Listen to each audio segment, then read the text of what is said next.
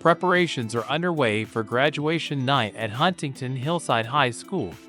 The students are finishing their last day of school, and most are going to a graduation party. The party is organized at the country home of one of the students from a wealthy family. Everyone is looking forward to the evening with interest as a way to celebrate the end of school and complete one important chapter of life.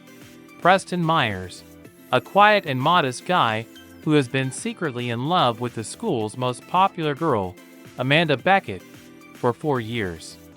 He has never spoken to her directly, but he believes she is his destiny. He wrote her a letter confessing his feelings and decides to give it to her at a party. Because it is his last chance, the next day, he leaves for Boston to take part in a writing program. Meanwhile, Amanda is going through a breakup with Mike Dexter, the high school star and former captain of the soccer team. Mike has just dumped her, believing he'll have tons of new opportunities with other girls in college. He encourages his friends to do the same thing of breaking up with their girlfriends before college. But when they find out that the girls are going to the same college, they change their minds and abandon his plan. William Lichter, a high school nerd and outsider who has been ridiculed and bullied by Mike his whole life, decides to get revenge.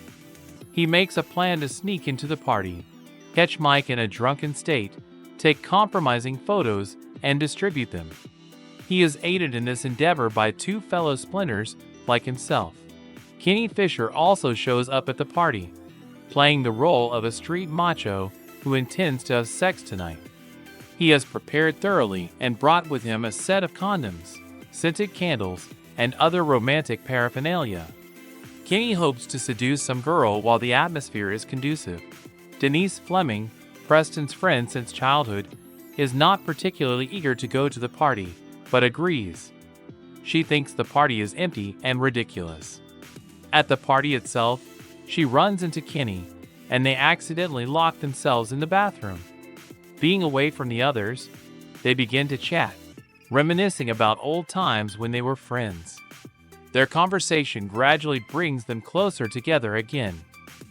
Meanwhile, Preston arrives at the party with a letter, intending to give it to Amanda. He sees her socializing with her friends and tries to seize the moment. At this time, Amanda experiences an identity crisis. She realizes that all she was in high school was Mike's girlfriend. Her friends continue to discuss Mike, but Amanda doesn't care anymore. It becomes important for her to realize who she really is. Preston leaves a letter for Amanda through a random classmate. She reads it and is greatly surprised but also interested at the same time. She decides to find the person who wrote it. However, she doesn't know who Preston is, and when she interviews the guests, she doesn't get a coherent answer. People either don't know who he is or describe him very vaguely. While Amanda searches for Preston, Mike gets a surprise visit from Trip McNeely, a former alumnus, who was as popular as he was. Trip tells Mike that in college, former high school stars lose status quickly, and the girls there don't pay attention to them. He confesses that he was wrong to dump his girlfriend before college and is now lonely.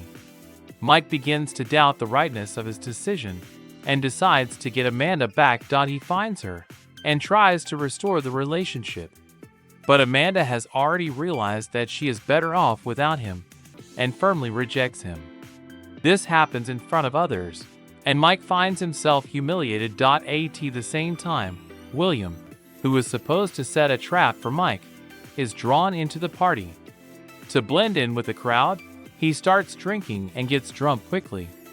Under the influence of alcohol, he becomes suddenly liberated, starts singing karaoke, dancing, and suddenly turns into the star of the party. Girls pay attention to him, and he loses all desire for revenge. Meanwhile, Amanda continues to look for Preston. At one point, he returns, and there is a meeting between them. He admits that he's the one who wrote the letter, but Amanda, not knowing him by sight, assumes he's just one of the guys who's hitting on her tonight while she's single. She rejects Preston in front of the others, and he leaves, defeated. Meanwhile, in the bathroom, Kenny and Denise finally get over past hurts and bond. Their conversation turns to physical intimacy, and they have sex right there. William, now popular and confident, continues to have fun.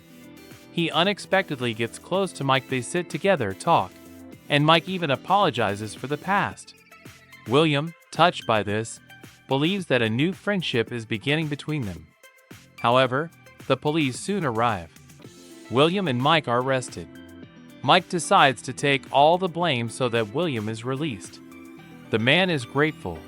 The next morning, William sees Mike at the diner and thanks him for what he did. But Mike pretends not to remember what happened last night and taunts William again in front of his friends. William realizes that it was all for nothing. Preston, meanwhile, is already at the train station waiting for the train to Boston. At that moment, Amanda approaches him. She found him through the school yearbook and realized everything. She asks about the letter. He confirms that he wrote it. Preston says he's leaving for a writing class. They say goodbye. But as the train is about to leave, Preston returns, walks up to her and kisses her. William gets into Harvard, and Mike gets a job at an electronics store. Preston and Amanda text each other all summer and later start dating.